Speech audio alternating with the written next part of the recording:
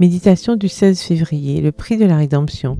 Il est entré une fois pour toutes dans le sanctuaire, non avec le sang des boucs et des veaux, mais avec son propre sang. C'est ainsi qu'il nous a obtenu une rédemption éternelle. Hébreux 9, le verset 12. Toute âme est précieuse parce que rachetée par le précieux sang de Jésus-Christ. Citation extrait du livre Fils et filles de Dieu, la lecture du 5 août à la page 226. Certains parlent de l'époque juive comme d'une période sans Christ, sans miséricorde et sans grâce. À cela, on peut appliquer les paroles de Jésus aux Sadducéens. Vous ne comprenez ni les Écritures ni la puissance de Dieu. Marc 12, verset 24. La période de l'économie juive a connu l'une des plus merveilleuses manifestations de la puissance divine. Le système sacrificiel fut établi par le Christ et donné à Adam pour typifier un sauveur futur qui porterait les péchés du monde et mourrait pour sa rédemption. Le sang du Fils de Dieu était symbolisé par le sang de la victime immolée et Dieu établissait ainsi sa distinction claire et définie entre le sacré et le profane. Le sang était sacré étant donné que c'est seulement par l'effusion du sang du Fils de Dieu que pouvait se faire l'expiation des péchés. Le sang était aussi utilisé pour purifier le sanctuaire des péchés du peuple, typifiant ainsi le sang du Christ, seul capable de purifier du péché. Lecture du 6 août à la page 227, toujours dans le livre Fils et filles de Dieu. Notre Sauveur déclare avoir apporté au ciel le don de la vie éternelle. Il devait être élevé sur la croix du calvaire pour attirer tous les êtres humains à lui. Comment donc allons-nous traiter l'héritage que s'est acquis le Christ? Nous devrions leur manifester tendresse et appréciation, courtoisie, sympathie et amour. Ainsi, nous pourrons nous aider et nous bénir mutuellement. Dans cette œuvre, nous avons comme compagnons plus que des agents humains. Nous avons aussi la glorieuse compagnie des anges du ciel. Ils collaborent avec nous dans l'œuvre d'illumination, tant des petits que des grands. Le Christ, en consultation avec son Père, décida de ne rien épargner et de ne rien retenir qui puisse secourir le pauvre pécheur, quel que soit le coût, aussi élevé soit-il. Il donnerait tout le ciel pour accomplir l'œuvre du salut et de la restauration de l'image morale de Dieu en l'homme. Être un enfant de Dieu signifie être un avec le Christ en Dieu et s'engager résolument à pratiquer un amour sacrificiel pour fortifier et bénir les âmes qui périssent. Extrait tiré toujours du livre Fils et filles de Dieu au chapitre 10 août à la page 231.